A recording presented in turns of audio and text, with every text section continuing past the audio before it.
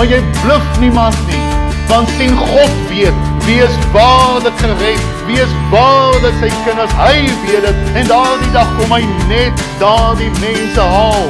Die Here wil hê ons moet in die openbaar, moet ons getuig van hom. Kan jy 'n geheime agent wees nie? Weet jou kinders, jy's 'n kind van God. Weet jou vriende dit, kan hulle dit sien in jou lewe en getuig jy dit. As jou naam nog nie in die boek van die lewe staan nie, dan is dit dalk 'n laaste uitnodiging vanoggend. Luister, ek glo die koms van die Here is naby. Maar ons weet ook nie wanneer gaan jy doodgaan nie, dit kan nou wees. Ons verkondig wedergeboorte. Daarsonder kan niemand in die koninkryk van God ingaan nie. Is jy seker jy is al wedergebore? Het jy Jesus aangeneem as jou verlosser en saligmaker? Want dit is die vereiste om uiteindelik hemel toe te gaan. Ons verkondig ook heiligmaking. God het gesê, julle moet meer en meer heilig word, want ek is heilig. Nou heilig beteken om anders te wees. God is anders as enige ander wese.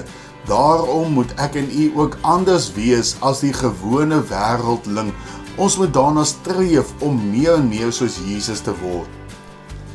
Ons verkondig ook goddelike genesing.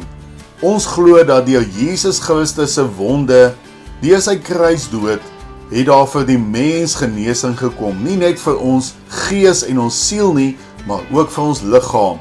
Ons verkondig dan ook die persoonlike wederkoms van die Here. Ons glo dat hy gaan kom om mense weg te neem, in besonder sy kinders, en dit is die wegraping, en dan is daar 7 jaar groot verdrukking. Na die 7 jaar groot verdrukking vind daar die sigbare koms van Jesus Christus plaas, waar hy met sy voete tot op die Olyfberg staan, en uiteindelik die 1000 jaar van vrede, en uiteindelik gaan daar die wit troonoordeel wees, en dan daarna die nuwe aarde, die nuwe Jerusalem, wat daar op die nuwe aarde gaan wees. Dit is wat ons verkondig in ons boodskappe.